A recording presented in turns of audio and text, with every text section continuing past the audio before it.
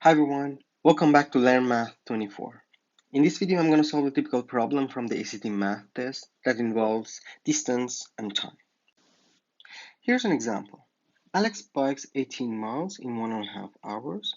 How many minutes will it take him to travel a distance of 3 miles? Well, we need to create distance to time ratios. In this case, 18 miles are traveled in 1.5 hours, which give us 90 minutes.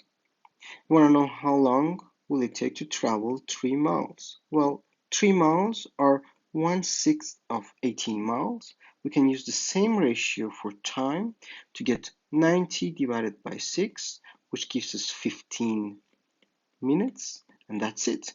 The answer is C. Great.